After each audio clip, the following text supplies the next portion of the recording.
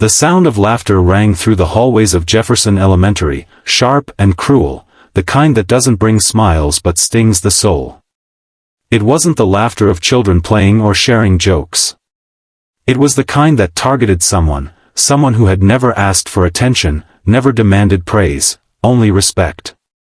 Mr. Harold, the old janitor, stood hunched by the lockers, sweeping fallen leaves tracked in from the playground. His uniform was always clean but faded with time. His back was slightly curved, the toll of years of silent labor. But it was his shoes that caught attention, and ridicule. They were painfully old. The leather was cracked like dry earth, soles flapping at the edges, stitches fraying. One was missing its tongue, the other so thin it almost had a hole. Some kids whispered they looked like shoes from the Great Depression. Others said they belonged in a junkyard. But no one ever asked him why. Until one day, someone did more than ask. That morning, a group of fifth-grade boys walked past him near the cafeteria. Tommy, the loudest of the bunch, snorted and pointed. "Yo, Mr. Harold. Are those shoes part of a Halloween costume?" The boys laughed. Loudly. Harshly. Thoughtlessly.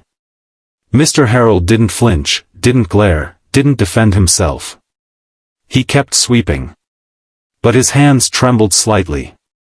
His breath caught for a second, just enough for someone paying attention to notice. Someone was. 7-year-old Ellie stood near the vending machine, holding her little tray with a juice box and peanut butter sandwich. She was small for her age, with oversized glasses and a quiet presence. Most kids didn't notice her, but Ellie noticed everything. Especially pain. She watched as Mr. Harold continued sweeping with dignity, even when his eyes lowered to the floor, not out of shame, but maybe out of habit. The kind of habit life teaches you when you've been laughed at too many times.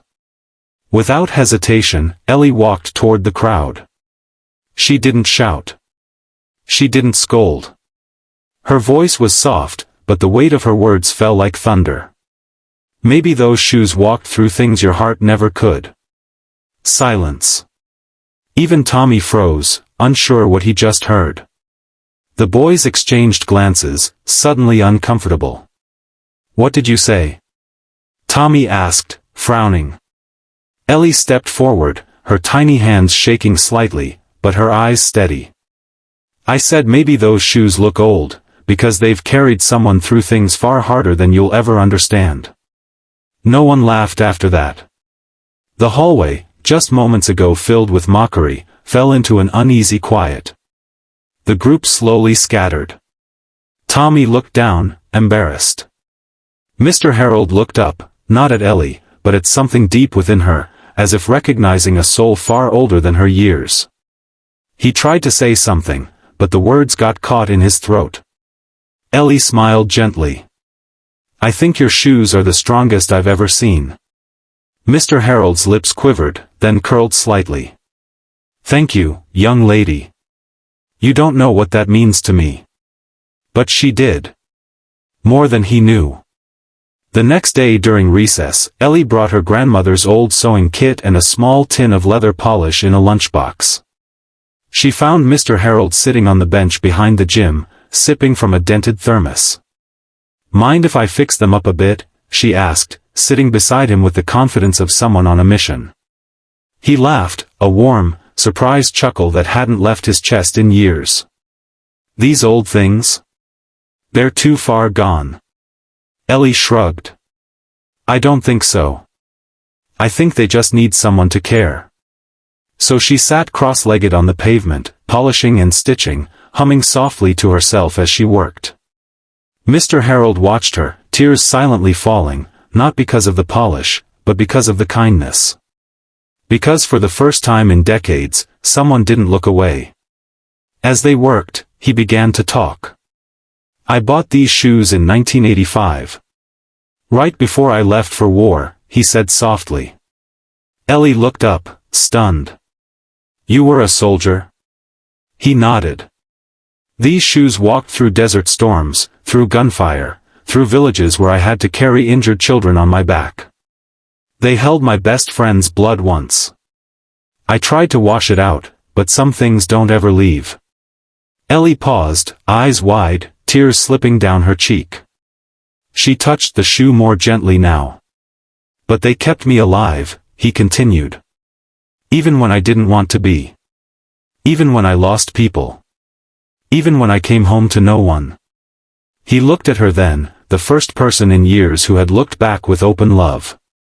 You know, the day I returned, there was no one at the airport. No sign, no flag, not even a handshake. Just these shoes, and silence. Ellie didn't speak. She just reached out and held his hand. That moment changed everything. Word of Ellie's act spread throughout the school. A teacher overheard the story and shared it with the principal. Soon, Mr. Harold's military records were pulled, and articles from old newspapers surfaced, one titled, "Local Hero Saves Village Children During Ambush." The principal called a special assembly. Mr. Harold was invited on stage. He hesitated, unsure, but Ellie walked beside him, holding his hand tightly. He stood before hundreds of students and faculty, wearing the same shoes, but now freshly polished, and proudly worn. Principal Jennings spoke into the mic, his voice trembling. We walk past heroes every day, and too often, we never notice. There were tears that day, not just from the teachers, but from the very students who once laughed. Some wrote him apology letters. Others began helping carry his tools. A few even sat with him during lunch. But the most powerful tribute came from Ellie herself.